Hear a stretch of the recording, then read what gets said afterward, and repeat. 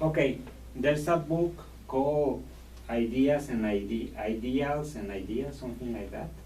Neil, I don't remember his name. Who was the author? It's Neil, I don't remember the last name, but it's a book about you. Oh, Neil Smith. Yeah, Neil Smith. That's yeah. a very good book. Yeah, excellent book, yes. In this book, there's a distinction between language and thought, very basic definition. One of them is the system that produces sentences according to the needs, according to your needs, and thought, that is like the lexis. That is like a very basic definition. It is not that simple.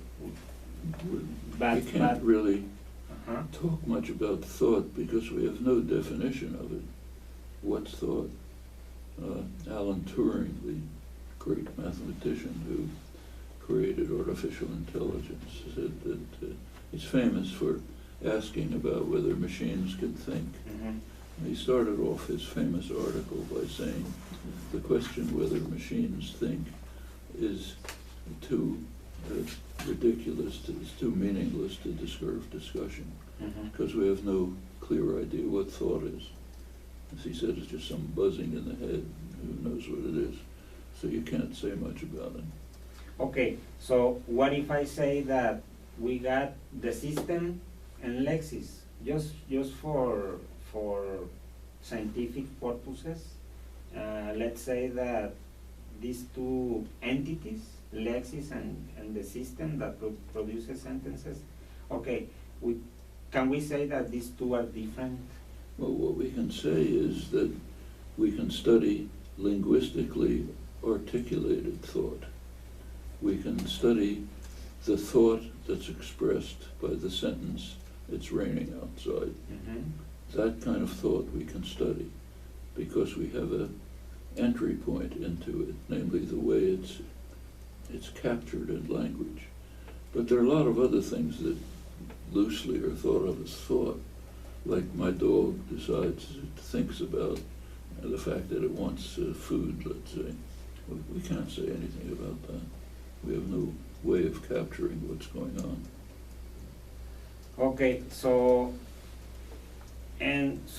what is the main motivation for stating that these two are different then? So you say that language and thought are different. We don't know what thought is. Well, we don't know because we don't know what thought is, Mhm. other than those aspects of thought that are captured in language. It's probably the reason why von Humboldt simply said that thought just is language. Okay. I mean, there may be. So suppose I see my dog looking at the place where food usually is. I say to myself, "Oh, she's thinking about food." Is she?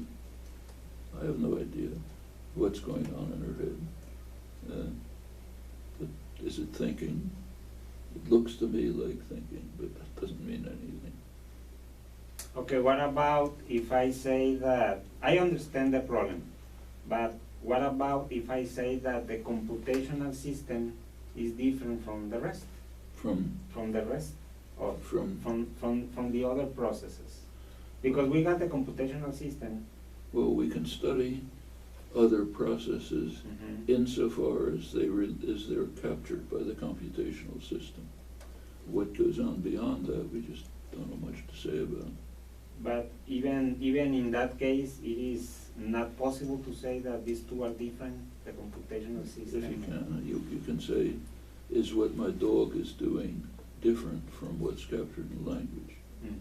Yeah, it is, but is it thought? We don't know. It doesn't mean anything, because we have no concept of thought clear enough to determine, to study what the animal might be doing. You can study all kinds of things, like what are the stimuli that she's reacting to? How does she react to these? What kind of associations do they have? You can do all of that. It's okay, it's okay. But is it thought? We don't have a clear enough concept of thought to answer that question.